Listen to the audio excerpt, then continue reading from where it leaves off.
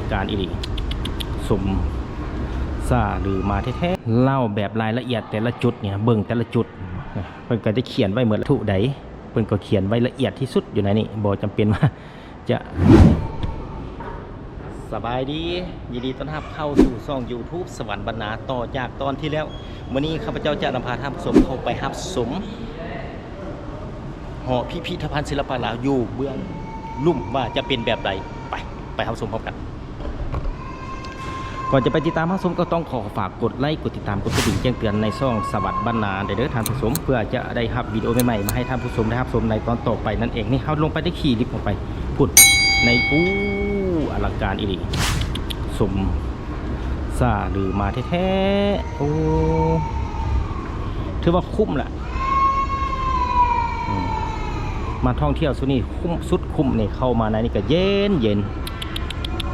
เป็นการแกะสลักจากไม้ทางนั่นเลยจุดนี้ก็จะเป็นไม้ดูไม้แตะไม้อื่นๆเพิ่นก็ได้บอกอยู่ในนี้ละมีแต่ไปชมพร้อมๆกันไปนี่ก็จะมีนักท่องเที่ยวทางจีนทางต่างประเทศนี่ก็จะเป็นหมากเนี่ยมาสตรอเบอรี่บ่ จะมาเริ่มจากจุดนี้ปุ่นถือว่าทุกอย่างทุกจุดทุกปูดของตอไม้เพิ่นก็ได้เอามาแกะมาขวดกว่าจะได้นี่บ่ง่ายเลยบ่ง่ายนี่จะเป็นโอ่งนี่จะมีรหัสR0243แต่ละจุดเพิ่นติดรหัสใส่ว่าเป็นรหัสของเพิ่นเป็น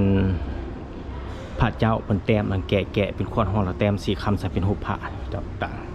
ๆกรุณาอย่าจับหรือว่ากรุณาห้ามจับเบิ่งได้สาเหตุที่บอกให้จับถ้าว่าจับแล้วมันเปื้อนเจ้าจับเขาจับมันเปื้อนก็เลยว่าห้ามจับเด็ดขาดทุกจุดเพิ่นก็เฮ็ดเป็นศาสตร์ดอกไฟใส่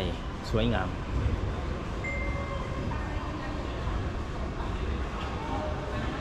จะไปทางเบื้องนี้อ้อมไปพี่เราจะโค้ง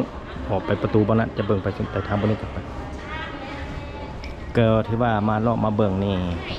ก็เป็นตาม่วนเพราะว่ามีหลายคนมีแต่ระวังไม้ลมทับ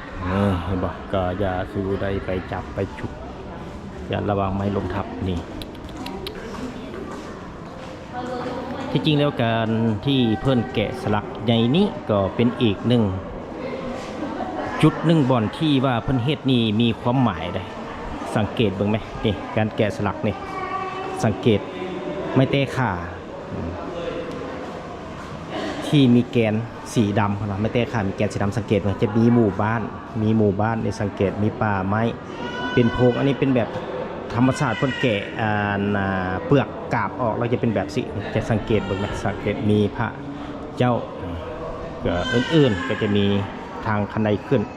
มีความหมายทั้งนั้นเลยนี่จะมีความหมายขนาดเบิ่งจุดเดียวนี่ก็จะมีความหมายมีหมู่บ้านมีพระเจ้าอื่นๆสังเกตเบิ่งก็สามารถหยุดวิดีโอและเบิ่งได้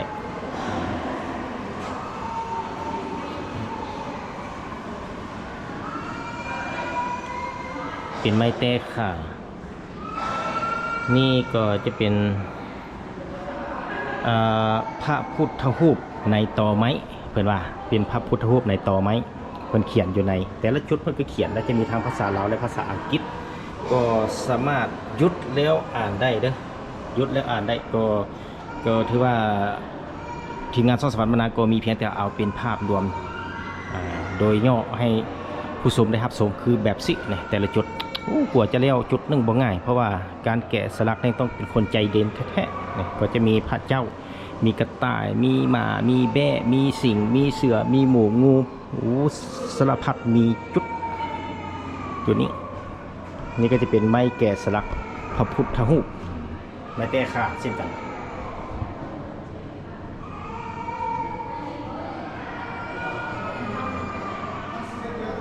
เป็นไม้แตะขาแต่ละจุดเนี่ยเป็นแถวนอกแถวไหนก็จะเป็นอยู่3แถวเป็น3แถวจุดเป็นจุดเป็นโคนเป็นบ่อเป็นจุดเนี่ยเหมือนเข้าถ้ำเลย เห็ดปานอยู่ถ้ำ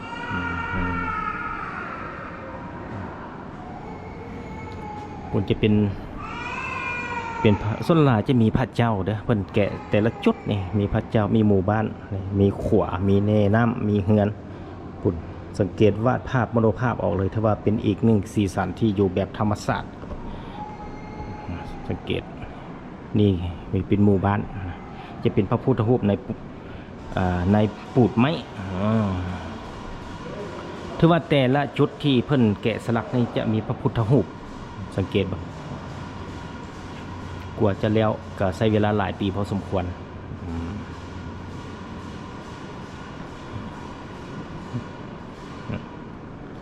สังเกตสวยงามจะค่อยย่างค่อยซุ่มค่อยเบิ่งค่อยแยงไปทางนี้โอ้ฮะผู้ชมไปใส่หมดละ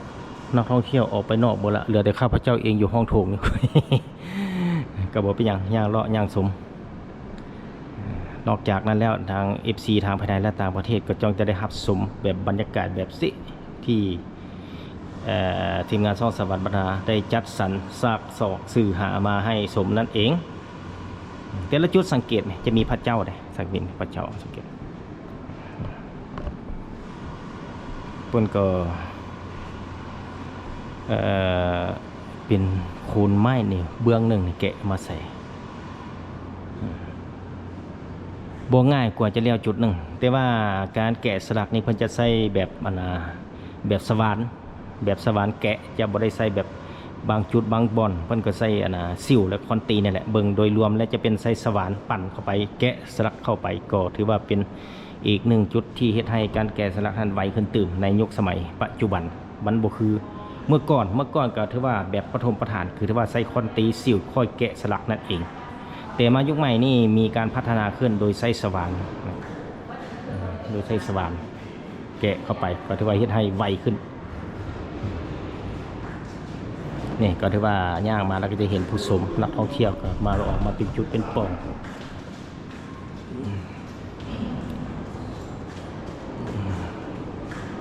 วันนี้จะเข้าไปเบื้องในก่อนจะเป็นแบบไหน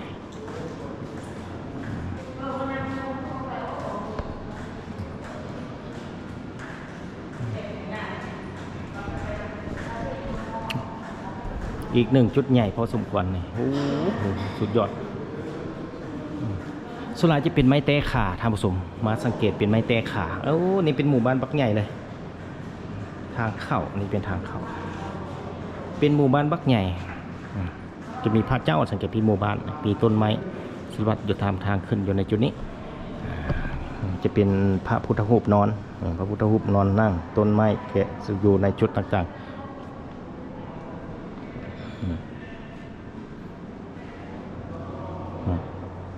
มาทางนี้ก็จะมาโอ้ผลยังเป็นโถงใหญ่อีกเนี่ยแต่ละจุดแต่ละมองก็จะมีนักท่องเที่ยวเข้ามาก็จะว่าห้องวิปัสสนาจะเป็นห้องวิปัสสนา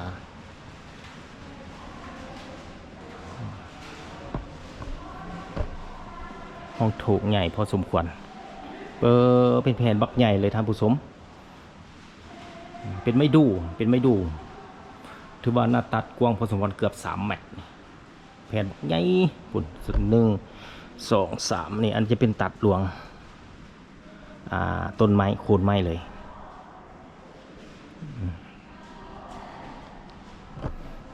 ค่อยเบิ่งค่อยชมค่อยแยงอีกหนึ่งบรรยากาศที่เฮ็ดให้ทาง FC ได้เบิ่งแบบเต็มเปี่ยมก็ถือว่าบ่ได้มาเห็นก็สามารถเบิ่งอยู่ในช่องสวรรค์บรรณานี่เด้อถูกมีพญานาคจุดนี่จะมีพญานาคมีดอกบัวมีเต่าสังเกตมีเต่ามีพญานาค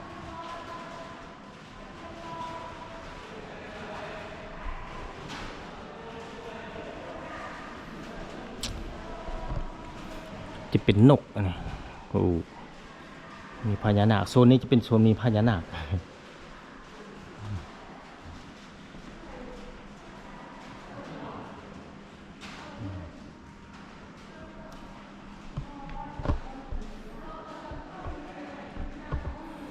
ยอมรับอีหลียอมรับ นักประติมากรรมสีไม้ลายมือของคนที่ว่าเฮ็ดนี้สร้างพิพิธภัณฑ์ศิลปะลาวที่อยู่พี่และหนองเสื่อมเมืองไซธานีนครหลวงวิจันทร์ซึ่งห่างจากใจกลางนครหลวงวิจันทร์มาเพียงแต่24กิโลเมตรบ่ไกลก็ถือว่าเอิ้นว่าเป็นแบบซานเมืองก็สามารถมารับชมได้ก็ว่าหรือว่าคนอยู่ในวารสารต่างๆก็จะฮู้ที่ไปที่มาทางงอนพี่แหละท่านผู้ชมนี่ก็จะเป็นนกยุงเป็นนกยุงตัวบักใหญ่ผือหางอยู่ครับก็จะมีนักท่องเที่ยวขึ้นมาจากเป็นชุดเป็นบ่อนมาถ่ายรูปถ่ายหอยคือว่าเข้ามาช่วยคุ้มนะ ปี120,000 กิจต้องเลาะให้มันคุ้มมันจบมันทั่วถ้าว่าค่อยยากค่อยเบิ่งนี่ก็สิหลายจุดพอสมควรอยู่ก็ถือว่าจะได้เอาเป็นบางจุดบางช่วงบางบ่อนคือจุดที่ท่านผู้ชมเห็นอยู่ในนี้ปุ่นนะแต่ละจุดแต่ละห้อมแต่ละบ่อนเพิ่นก็ได้มีการบอกลูกศรเป็นลูกศรสีเขียวเข้าไปเป็นทางเข้าทางออกเป็นสิ่งเป็นอย่างการตกแต่งลักษณะแบบเดียวทางเข้ามาเลยนี่เห็นปะ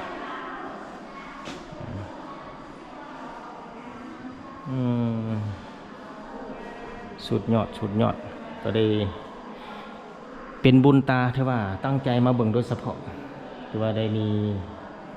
เวลามือพักมือพอดเมื่อนี้ก็เป็นวันที่20 เดือน 6 ปี 2026ก็ถือว่าเป็นมื้อวันเสาร์บ่คือโคนแบบซีเพิ่นแกะแต่กาบออกแล้วเพิ่นก็รักษาทรงเดิมไว้รักษาทรงเดิมไว้ก็ถือว่าเป็นแบบสิเป็นปูนนี่แบบธรรมชาติโคนไม้บ่สังเกตมาแล่นพลังแห่งความก้าวหน้าเพิ่นว่าเป็นมาแล่นพลังแห่งความก้าวหน้าก็ถือว่ามันแล่นเป็นฝูงเป็นหมู่ไปเลย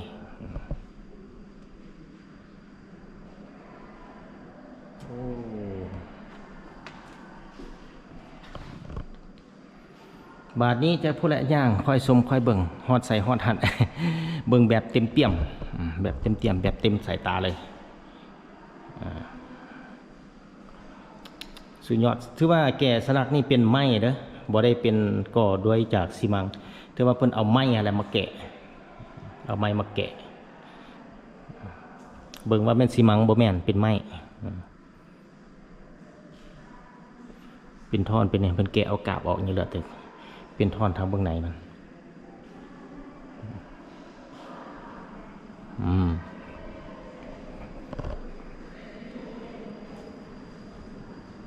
ก็ถือว่ายังมีอีกพุ่น หลายจุดหลายมองหลายบ่อนถือว่าเป็นโถงบักใหญ่พอสมควรแต่ละจุด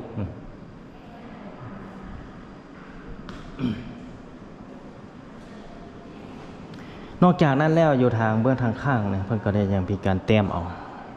เป็นแต้มเป็นจุดเป็นบ่อนบ่สังเกตเบิ่งเพิ่นแต้มเป็นสีนั้นดอกไฟสาดใส่ที่เป็นแผ่นเลยเป็นแผ่นเพิ่นไต่ไฟอยู่ทางเบื้องในเป็นแผ่นไต่ไฟอยู่ทางเบื้อง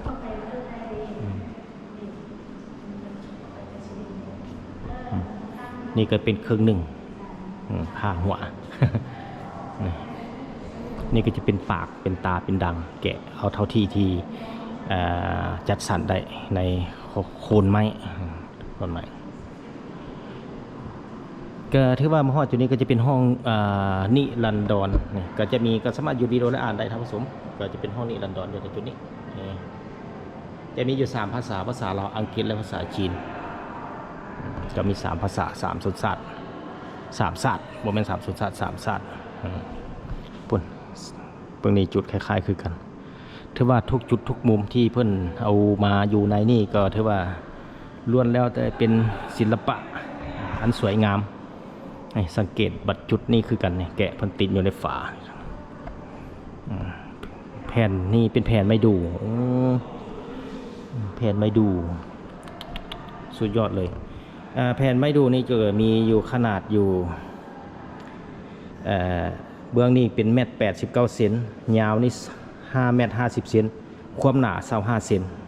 ความหนา25 เซนจุดนี้สุดยอดก็ถือว่าใส่รถยกอย่างเดียวคนนี่ถือว่ายกบ่ได้เลยแหละ ทุกอย่างทุกจุดนี่ก็ใส่รถฟกลิฟต์เข้ามา บาทนี้จะเลาะไปทางบางนี้นี่ออกไปปูนหลายจุดหลายหม่องไปพยายามให้ทั่วให้ถึงคุมบ่คุมหรือบุกคุมเบิ่งไปนำกัน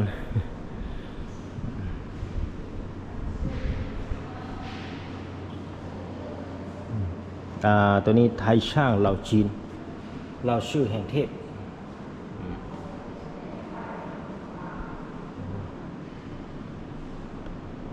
ที่จริงแล้วต้องมันจะมีประวัติจะมีผู้คนอธิบายแต่ละจุดแต่ละบ่อนการแกะสลักเป็นที่ไปที่มามีประวัติความเป็นมาหมดถ้าว่าเล่าแบบรายละเอียดแต่ละจุดเนี่ยเบิ่งแต่ละจุดเพิ่นก็จะเขียนไว้หมดแล้วแหละ3 มื้อก็บ่แล้วท่านผู้ชมนี่ก็จะเป็นเพิ่นเขียนไว้นี่ก็ถือว่าพระนันจุซีรีนี่ก็ถือว่ามีขนาดความสูงอยู่1.84 เซน1.14 คูณ1.14 เซนนี่ต่างหน้าต่างทางพื้นนี้จะมีความหมายบ่นะคือผลงานไม้แกะสลักจุลศรีพระที่สัตว์แห่งปัญญามือถือดาบแห่งปัญญาเพื่อตับอวิสารและความหลงดาบบ่ได้หมายถึงการทำร้ายแต่เป็นสัญลักษณ์ของแสงสว่างทางปัญญาที่นำพาจิตใจสู่ความรู้แจ้งโปรดไม่แต่ข่าผิวขุขะสื่อให้เป็นถึงอารมณ์และประสบการณ์ที่งอกเงยออกมาเทื่อละเล็กเทื่อละน้อย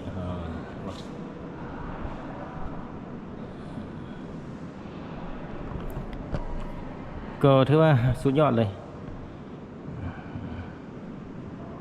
เอาเป็นแบบไวๆเป็นแบบไวปันนี้ก็จะออกไปทางเบื้องนี้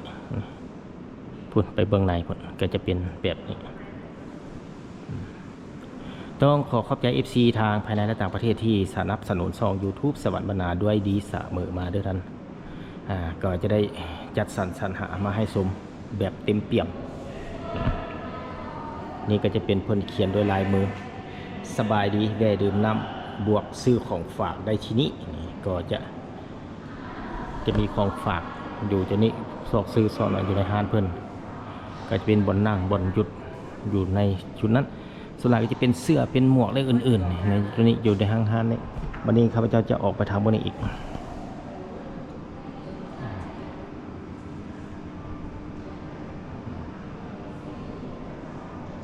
ถือว่าย่างๆมาแบบไวๆเลยมาแบบไวๆถ้าว่าเป็นแบบซ่าๆคอยไปเข้ามาดิแห้งมืดกับบุทั่ว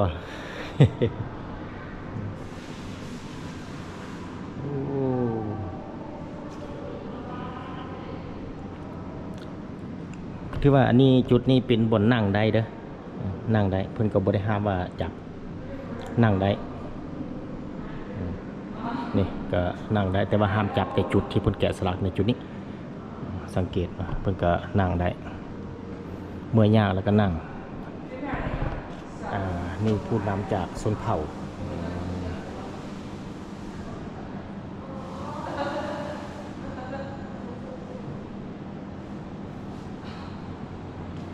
วันนี้จะเลาะไปทางบนนี้ก็จะโค้งออกโค้งกลับ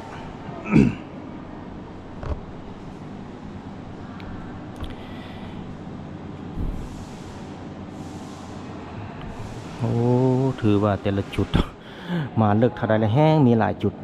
ที่ว่ามีลักษณะการตกแต่งแตกต่างจากกันไปแต่ละจุดแต่ละมองแต่ละบ่อนก็จะบอกคือกันสังเกตเบิ่งการแกะสลักของเพิ่นก็จะมีความแตกต่างเป็นอาป่าเถิบเงิบอย่างเพราะว่าแกะไปตามหุบสูงของไม้นั่นเอง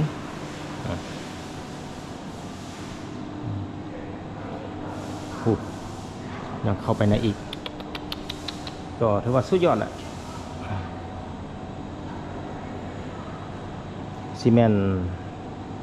จุดนี้เป็นอย่างบ่ให้เข้าขออภัยกรุณาอย่าเข้าไปเขตกำโอถือว่าอยู่ในช่วงกำลังก่อสร้างเด้เนี่ยเสียงจุดจวดจะแจกของนักสร้างคนอยู่ในฮัทจุดใดเพิ่นห้ามเขาก็บ่ต้องเข้าบ่แม่นเขาสิเข้าไปสุ่ม4สุ่ม5เพิ่นห้ามเขาก็บ่เข้าจุดที่เพิ่นบ่ห้าม เข้ามาในจุดที่เพิ่นบ่ห้าม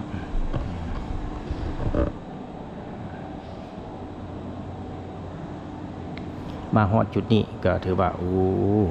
อลังการสังเกตนี่มาฮอด มไปคุ้มมากับฮอดจุดที่ว่าเรา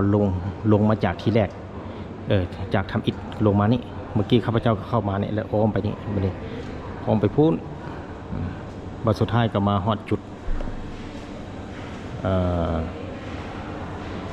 เดิม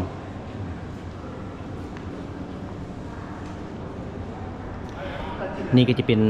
พญานาคในพุทธศาสนา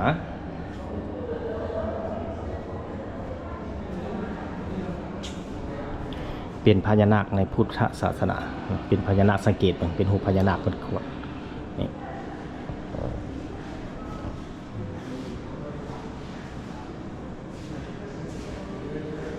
ก็ถือว่าในโถงนี้ข้าพเจ้าก็ได้นำพาท่านผู้ชมไปเบิ่งจบแล้วเนี่ยเมื่อกี้ข้าพเจ้าเนี่ยมานี่เข้าไปออกมาสอดวันนี้ก็จะออกไปหาโถงใหญ่จุดที่เราลงมาทำอิฐอยู่จุดนี้วันนี้จะเข้าไปถึงจุดใหม่จะไปทางเบื้องนี้บ้านเมื่อกี้ข้าพเจ้าเนี่ยเข้าไปนี่ลงมาแต่พุทธแล้วเข้าไปนี่บ้านนี้จะออกไปทางเบื้องนี้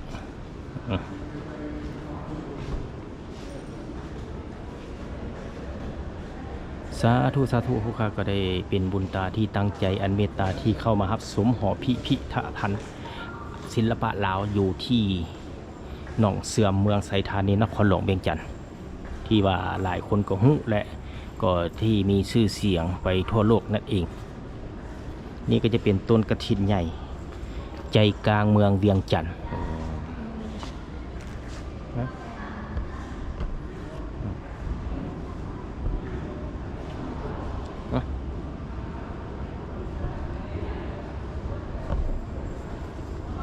เอาลงตั้งบ่เนาะนี่1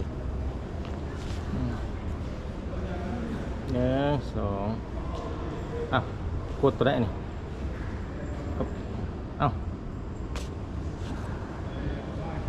ไม่อยากจะเป็นนี้โอ้ยถ่ายรูปมันแล้วเป็นรูปเชิ้ตเนี่ย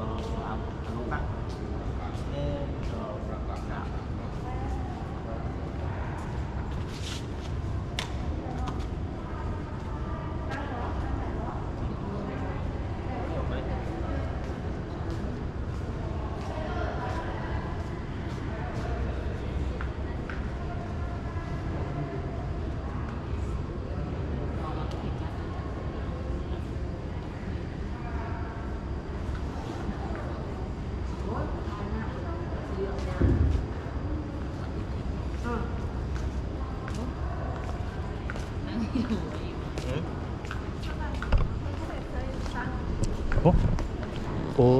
เจ้าไม่ได้ถ่ายบ่พูดบ่ก็คือว่าโอ้ยังเบื้องนี่ยังไม่ได้เข้าไปมื้อนี้ค่ะฮะเข้าแล้วเข้าออกถอดเนี่ยแต่เบื้องนี่แหละจุดนี้ก็ถือว่าเป็นท่อนไม้ถือว่าครบเพียบนี่จะเป็นหมู่สร้างอื่นๆมีหมู่บ้านป่าดงพงไผ่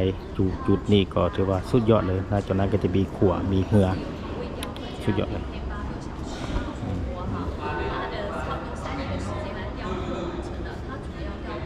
นอกจากนั้นก็จะมีไกด์ท่องเที่ยวนี่ก็จะเป็นชาวจีนที่มา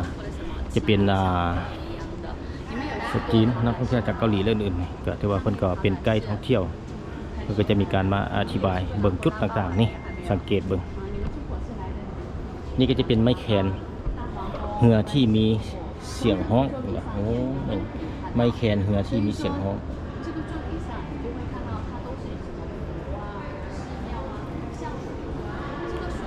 ก็จะมีนี่แหละเป็นแบบไกด์ท่องเที่ยวเพิ่นก็พาแขกท่องเที่ยวมาเที่ยวดูในสปป.ลาวก็เหมือนแบบท่องเที่ยวจาก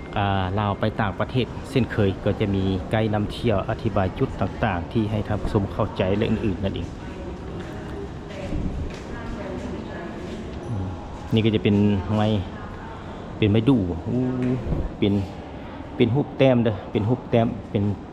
ใส่สุดนุ่งถือฮิตของประพิมพ์ดีลาวที่แต้มอยู่ในนี้เป็นรูปแต้มใส่แผ่นไม้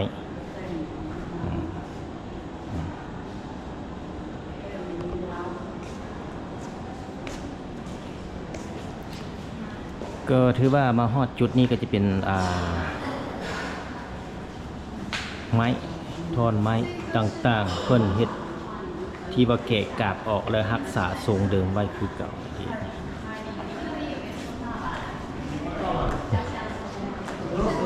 ยังโอ้นี่วะบ่ให้ยาวเสีย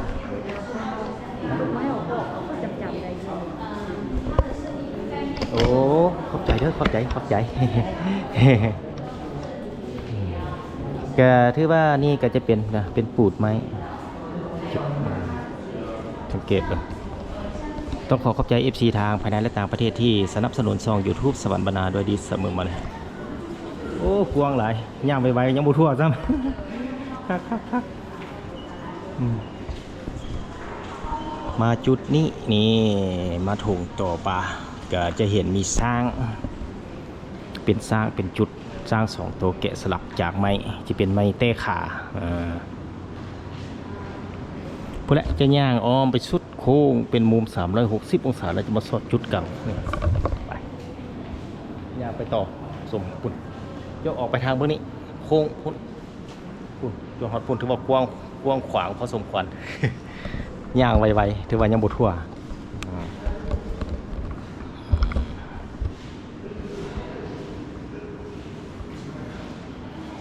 สังเกตแต่ละจุดนี่เป็นหมู่บ้านมีพระเจ้าที่บ่เจ้าที่น่าจุดเป็นที่เจ้าที่บ่ผิดขอโทษขออภัย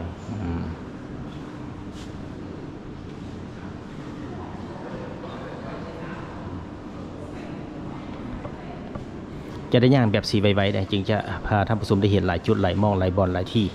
ด้านย่างซ่านี่ก็จะบนทันทั่วนะก็ถือว่ามา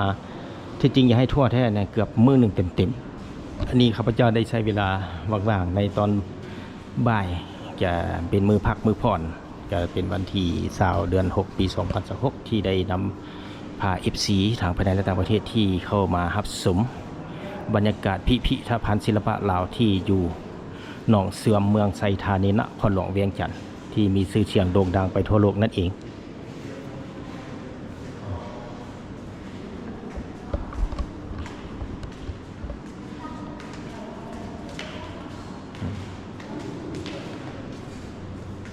ก็ถือว่ามีนักท่องเที่ยวมาหลายพอสมควรเลยในแต่ละมือแต่ละวันเป็นวันจันทร์ฮอดวันอาทิตย์พุดยังยาวไปพี่อีกโอ้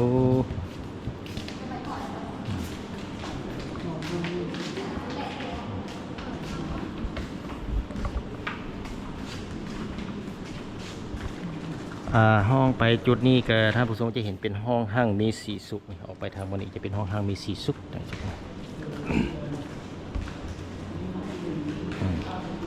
นี่ห้องห้างมีสีสุขสาธุพวกข้าก็ได้เป็นบุญตาได้โอกาสมารับชมอยู่ในสถานที่แห่งนี้ส่วนหลายจะเป็นไม้เตะขาแล้วก็ไม้ดูที่เพิ่นแกะขวดสลักส่วนพระพุทธรูปพระเจ้านี่เบิ่งจุดนี้น่าจะแม่นเอามาแต่พิพิธภัณฑ์บนอื่นที่มาสมแต่รุ่นเก่าๆรุ่นเก่าๆนี่สังเกตในส่วนนี้จะเป็นแบบขวดใหม่อันนี้เก่าๆสังเกตนี่ถือว่าเป็นมรดกพันธุ์เก่าๆและมาให้คนรุ่นใหม่ท่านผู้ชมได้รับชมในฮอตปัจจุบันนี่วันนี้ก็จะย่างไปฮอตพุ่นละจะโค้งกลับ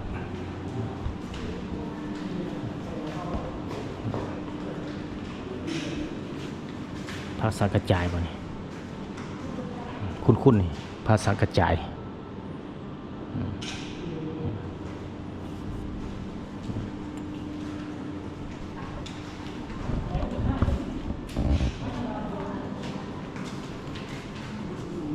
ก็ต้องขอบใจ FC นะครับทุกคนที่สนับสนุนช่อง YouTube สวรรค์บรรณาด้วยดีเสมอมาเด้อก็จะได้สร้างสรรค์สื่อหาสิ่งใหม่ๆมาให้ท่านผู้ชมได้รับชม นี่ก็จะเป็นแกะสลักมีทางพญานาคมีทางพระเจ้านี่เป็นหัวพญานาคขวดลายจะเป็นไม้เต้ขาอยู่นี่ไม่เป็นไม้เต้ขานอกจากนั้นแล้วสังเกตเบิ่งเนี่ยเป็นปูดใบไม้ต้นไม้นี่เป็นป่าไม้อันนี้จุดนี้เป็นป่าไม้มีไหมีเฮือนมีคันไดขึ้นไปนี่จะเป็นเฮือนหมู่บ้านพ่อแม่ประสนมีควายนี่แม่ประสนอยู่ในนี้ถือเป็นการเกษตรเป็นมีแต่ละจุดแต่ละหม่องนี่ก็ถือว่ามีความหมายหมดเพิ่นแกะในจุดนี้ต้องได้เบิ่งมีความหมายได้บ่แม่นเฮาได้เฮาแกะต้องมีผู้เชี่ยวชาญผู้ที่ฮู้ด้านนี้อธิบายให้ฟังจะเข้าใจดี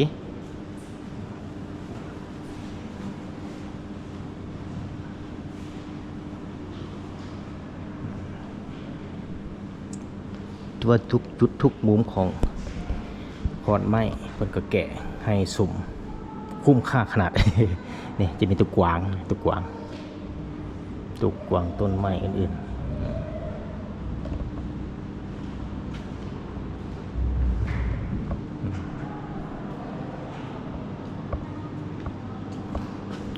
สุดยอดความงาม เหนือเกินคำบรรยายท่านผู้ชมเบิ่งเอา เหนือเกินคำบรรยายสมว่าเป็นห้องหั่งมีสีสุขแท้ๆเข้ามานี่ก็จะโดยรวมส่วนหลายก็จะเป็นพระพุทธรูปพระเจ้าจะเป็นพระเจ้าอื่นๆอยู่ในแห่งนี้จุดนี้น่าจะเป็นท่อนเดียวกันแต่เพิ่นผ่ากลางจะเป็นโคนกลางเพิ่นผ่ากลางจะเป็นพระพุทธเอาไปต่อกึบใส่เนี่ยจะเป็นพระเจ้า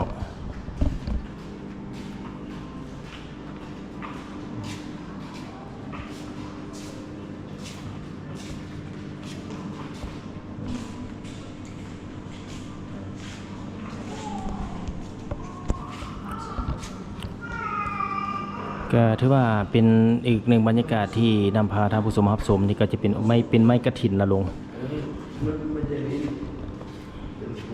อันนี้ก็จะเป็นไม้กฐินนรงค์สนะมามนามมีไสธนานามมีไสเนี่ยก็จะเป็นไม้กฐินนรงค์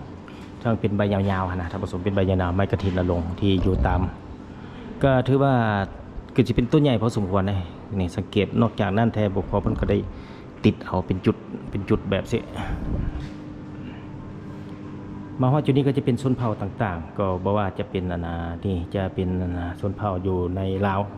สังเกตแต่ละเผ่าชนก็จะมีความแตกต่างกันไปรวมตัวอยู่ในที่นี้นอกจากนั้นก็จะมีในชนเผ่าในต่างๆในลาวเพิ่นว่าแต่ละชนเผ่าแต่ข้าพเจ้าก็บ่ชื่อ สังเกตแต่ละเผ่านี่มีสูบยาอื่นๆสังเกตเบิ่งครบ68ชนเผ่า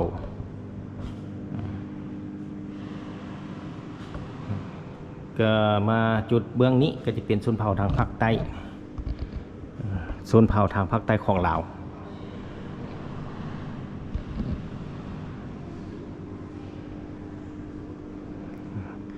ต้องมีผู้อธิบายท่านผู้ชมจะมีเป้าแคนนี่เปฝัวเปฟืนมีนกมีกาบมีไหวโอ้สุดยอดเลย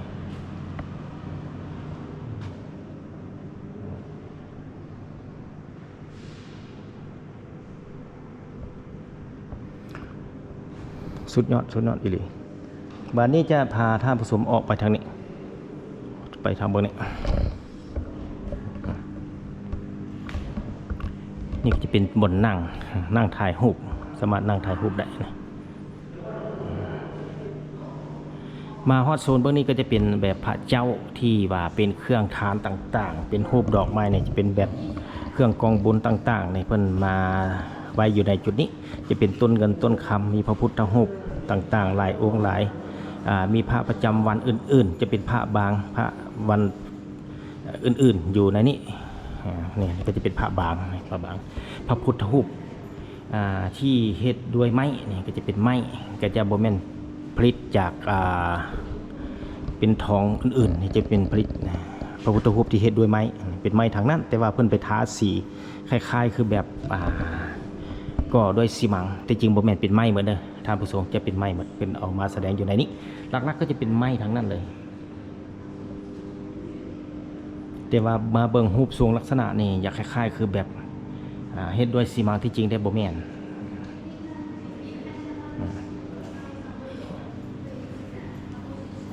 ก็ถือว่าโอ้สุดยอดสวยงาม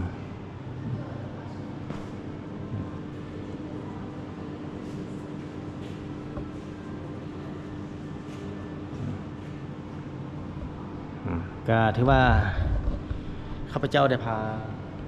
ท่านผู้ชมมาห้องห้างมีสีสุขจุดนี้โอ้ก็ถือว่าไปแบบไวๆนะถ้าไปแบบซ่าๆยังบ่ทันฮอดได้ครึ่งหนึงเถอะมาแบบไวๆที่ให้ท่านผู้ชมได้รับชม งามกว่าเกินคำบรรยายในจุดนั้นสังเกตที่เป็นกลุ่มเป็นผู้คนนั้นก็จะเป็นนักท่องเที่ยวเนี่ยจะเป็นสาวจีนที่ว่ามีไกด์นำเที่ยวเพิ่นก็มีการอธิบายตามเนื้อผ้าแต่ว่าอธิบายไปตามรูปตามหอยฮั่นก็จะเป็นลักษณะนั้นที่จริงแล้วได้เจาะลงลึกให้ได้ก็มันจะมีหลากหลายสิ่งกว่านี้ที่เราจะได้เบิ่ง วันนี้จะพาท่านผู้ชมออกไปทางเมืองนี้กลับคืนทางเก่าโอ้สบายดีฮะออกทางนี้ก็ได้มากลับทางเก่าโบทั่วใหญ่หลายถ้าว่าย่างซาๆมืดๆเลยโบทั่วนี่นะงามหลายจะกลับคืนไปทางออกไปทางใหม่ออกไปทางนี้ก็ได้เนาะออกไปทางใหม่เลยวันนี้จะออกไปทางบนนี้ท่านผู้ชมจะพูดแล้วได้ก็ไปสอบบนโถงใหญ่ทางเข้ามาบนที่มีคันไดเลื่อนต้องขอบใจ FC ทางภายในและต่างประเทศที่สนับสนุนช่อง YouTube สวรรค์บรรณาด้วยดีเสมอมาเด้อเพื่อจะได้รับวิดีโอใหม่ๆมาให้ท่านผู้ชมได้รับชมในตอนต่อไปเป็นห้องข้างมีสีสุขก็ถือว่าในแต่ละห้องแต่ละจุดเขาก็สามารถเข้ามาแล้วก็ออกไปทางเบื้องหน้าจะบอกกลับคืนทางเก่าก็ได้เพราะว่าเพิ่นแต่ละจุดก็มีจุดที่ว่าเป็นบ่งบอกให้เขาออกไปได้นี่โทษคุณใหญ่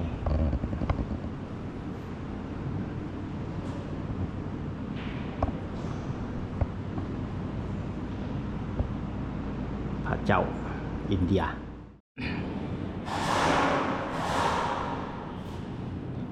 ก็จุดนี้ก็จะเป็นแบบหูปแต้มเพิ่นแต้มใส่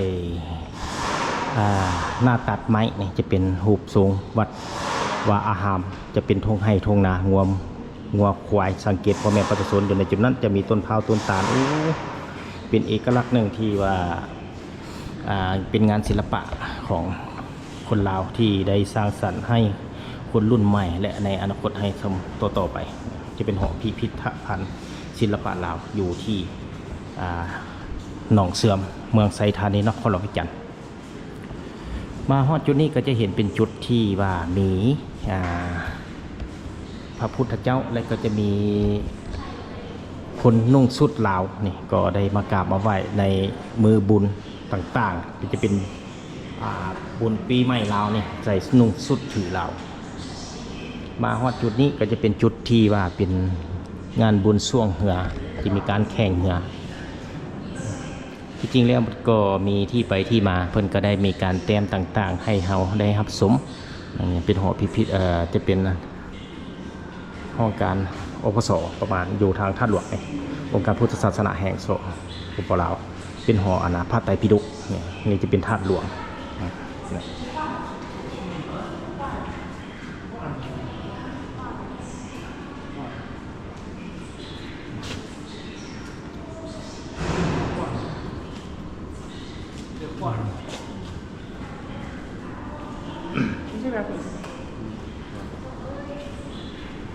ก็ถือว่าได้ย่างออกมาทางนี้มาสุดบนจุดเริ่มต้นนี่จุดเริ่มต้นนี่ลงมาตัวนี้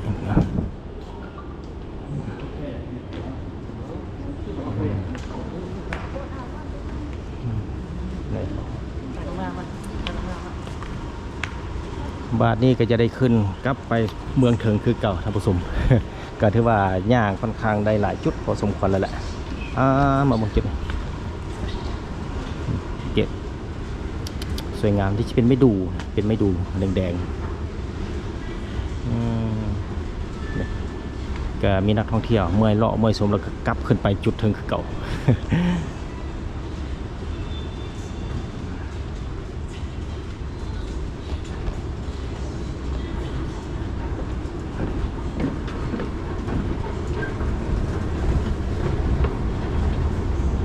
ก มาคันไดเลื่อนคุณสวยงามหอพิพิธภัณฑ์ลาวศิลปะลาวอยู่ที่หนองเสื่อมเมืองไซธานินนครหลวงเวียงจันทน์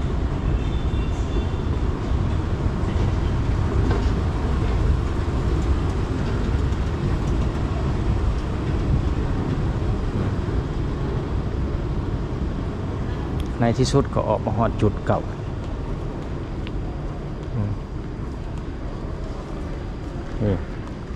เป็นจุดโถงใหญ่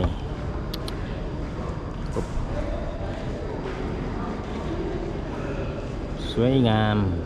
ประจักษ์ตา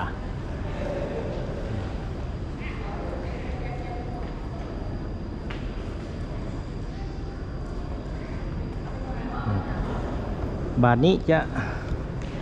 ไปเบิ่งทางเบิ่งนี้อีกเท่านึงเมื่อกี้ข้าพเจ้ายังบ่ทันได้เข้าเลยเข้าไปทางนี้จะเป็นแบบใดบาทสิพอได้ลงไปลุ่มก่อนเมื่อกี้นี่ก็เลยว่าเข้าไปจุดต่างๆบาทนี้จะเป็นแบบใด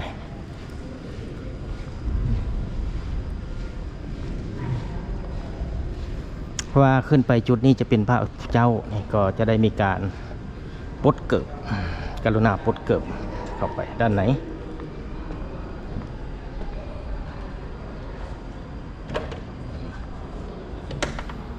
การุณาปลดเกิบนี่มาฮอดจุดนี้ก็จะพาท่านผู้ชมย่างเลาะจุดนี้ลงไปนี่ก็จะเป็นพระพุทธรูปห้องนี้จะเป็นพระพุทธรูปห้องสิริมงคลผมว่านี่เป็นห้องสิริมงคลนะนี่ก็จะเป็นพระเจ้าใหญ่องค์ตื้อเป็นพระใหญ่องค์ตื้อก็จะมีพระพุทธรูปประจำวันเกิดจะเป็นนี่ท่านผู้ชมก็จะคุ้นหูจะเป็นพระวันอาทิตย์พระวันจันทร์นี่วันอังคารวันพุธจะมีวันพุธตอนแรงหรือว่าวันพุธวันพฤหัสพระวันศุกร์และพระวันเสาร์พระวันเสาร์สังเกตง่ายๆจะมีพญานาคอยู่ทั้งหมด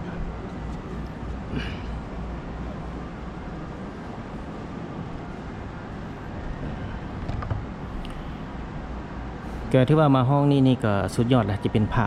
ที่ว่าจะแกะสลักรูปพระพุทธรูปปางมาศวิสัยนี่จะเป็นทองจะเป็นทองนี่จะเป็นทองสำเร็จนี่จะเป็นทองโอ้จะย่างจุดพูนค่อยสมค่อยยังละโค้งออกกลับไปทางบนนี้ไปห้องนี้เป็นห้องพระพุทธรูปห้องพระเจ้านี่ก็จะเป็นเมืองเก่าสุวรรณโคมคำสุวรรณโคมคำเป็นเมืองเก่าสุวรรณโคมคำนี่คือคุ้นหูเลยท่านผู้ชมก็ถือว่าอยู่ในประวัติศาสตร์ก็เคยได้คุ้นหูเมืองเก่าสุวรรณโคมคำที่จริงไปเบิ่งประวัติศาสตร์ขึ้นก็ได้เด้อก็ซ่องสวัสดิ์บรรณาก็เป็นการนำเสนอเอาแต่ภาพภายนอกแบบสิกับอื่นๆก็ถือว่าไปศึกษาไปค้นคว้าไปเบิ่งเอง เป็นห้องพระพุทธเจ้าหรือว่าห้องพระเจ้านี่ก็เป็นพญานาคพญาตาแดงไปแต่ละวัดก็ค่อนข้างจะเห็นไหมมาเห็นอยู่ในหอพิพิธภัณฑ์ศิลปะลาวนี่เองเป็นห้องพระเจ้าสาธุผู้ค้าก็ได้เป็นบุญตาที่ได้มาเห็นได้ก็ทาง FC เส้นกันก็ได้ให้ชมรับเบิ่งด้วยกัน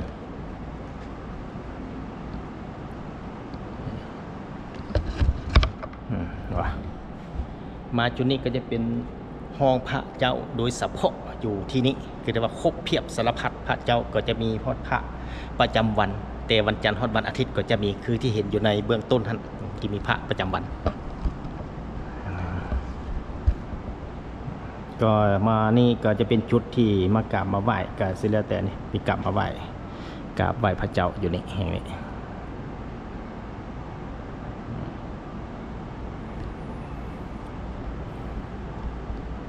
ก็ถือว่ามีหลายองค์เป็นผลิตจากทองสำเร็จและบางองค์ก็จะเป็นผลิตจาก ไม้หรือว่าขวดแกะสลักจากไม้นี่สิเป็นพระพุทธรูปปางสามหมากสมอนี่วัสดุทองสำริดนี่บอกนี่เป็นทองสำริดซึ่งว่าเป็นพระพุทธรูปสามหมากสมอโอ้เห็นบ่จะมีชื่อเลยก็ถือว่าค่อยเบิ่งค่อยไว้ถ้าว่าตั้งได้เลาะค่อยเบิ่งนี่ถือว่ามืดมือท่านผู้ชมมืดมือถ้าว่าได้ค่อยอ่านเบิ่งแต่ละจุดเพราะว่าแต่ละป้ายก็จะเป็นบ่งบอกของชื่อเพิ่นและก็ผลิตจากวัตถุใดเพิ่นก็เขียนไว้ละเอียดที่สุดอยู่ในนี้บ่จำเป็นว่าจะถามใดๆนี่ก็เป็นพระพุทธรูปปางขอทรงเครื่องนี่เป็นไม้วัสดุเป็นไม้ลงพื้นน้ำเกี้ยงนี่เป็นไม้ลงพื้นน้ำเกี้ยงเห็นบ่สังเกตเบิ่งเพิ่นก็จะเขียนให้รายละเอียดมาอ่านได้แล้วก็เบิ่งก็จะมีขนาดต่างๆศิลปะจากยุคล้านสร้างสกุลสร้างหลวงพระบางช่วงประมาณศตวรรษที่16-17ประมาณ3-400 ปีก่อนโอ้ถือว่า3-4 เส้นคน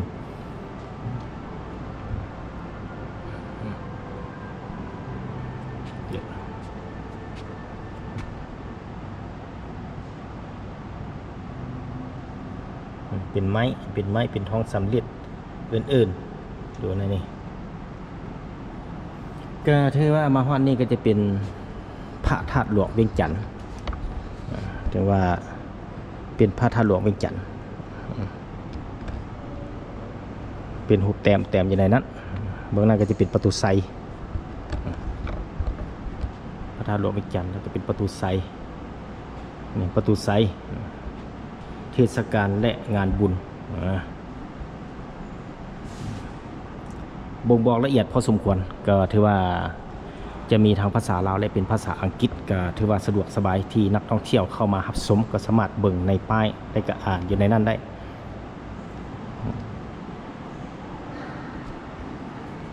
ก็ยังมีผู้คนเข้ามาเข้าชมมากราบมาไหว้มาสักการะบูชาเป็นบุญตาที่ได้มีจิตใจเมตตาที่ได้เข้ามารับชมด้วยสายตาตัวเองสิปากเว้ายังบ่เท่าตาเห็น10 ตาเห็นยังบ่เท่ามือจับพร้อมแต่ว่านี่เพิ่นห้ามจับ เพิ่นห้ามจับบ่เท่ามือจับพร้อมหมายความว่าไม่เห็นตัวจริงหั่นแหละว่าซั่นซะมาเห็นตัวจริงหั่นแหละก็ถือว่าได้เห็นแท้ๆผ่านมาก็เห็นแต่ในสื่อออนไลน์ข้าพเจ้าก็ดีก็เป็นครั้งแรกในชีวิตภายหลังที่ว่าเพิ่นได้เปิดการนำทรายมาเกือบ3 ปีแล้วแหละในพิพิธภัณฑ์ศิลปะลาวอยู่ที่หนองเสื่อมเมืองไซธานีนครหลวงเวียงจันทน์นี่คือพระสุขพระเสริมพระใสมี3 พระสุขพระเสริมพระใส3 พระ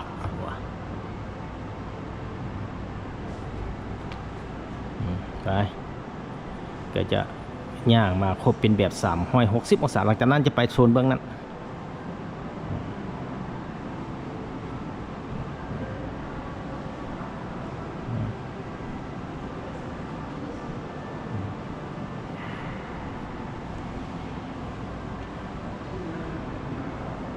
ก็ถือว่ายัง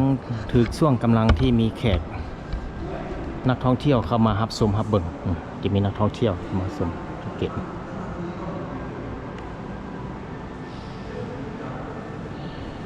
ก็ถือว่านี่เป็นพระเนี่ยอันเบิ่งกันนะ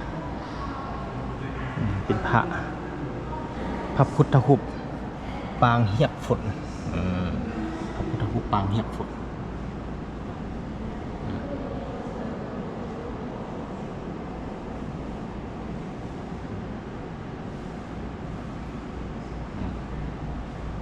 ก็ถือว่ามีนักท่องเที่ยวมารับชมจะเป็นชาวจีน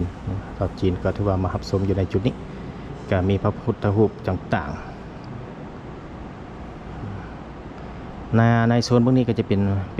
วัตถุโบราณสังเกตว่าเป็นพระเป็นขี้หินเป็นขี้หินต่างๆแกะสลักจากหินอ่อนจุดนี้ครบเพียบทุกพระทุกองค์ก็จะเป็นสมัยสงครามเพื่อปกปักรักษาพระพุทธรูปอันมิ่งขวัญของพระชนลาวบ่ถือลักไปบรรพบุรุษจึงได้นำพระพุทธรูปและเครื่องมีค่าเก็บไว้อยู่ในถ้ำ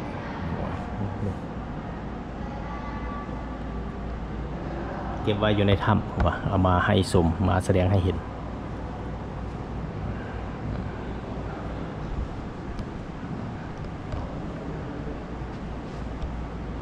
ก็ถือว่าจะย่างไปอีกหอบหนึ่งเอาแดนกลางบาทนี่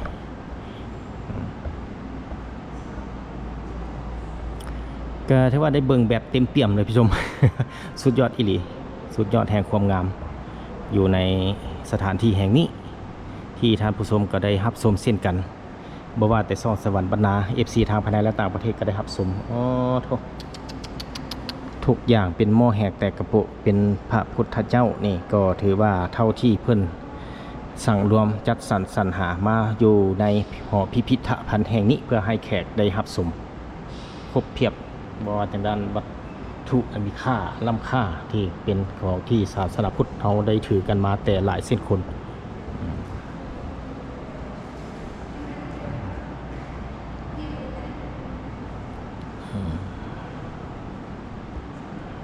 นี่ก็จะมีพระพุทธรูปมีพระนอนพระวันอังคารและพระนอนพระคำแก้มเป็นพระวันอังคาร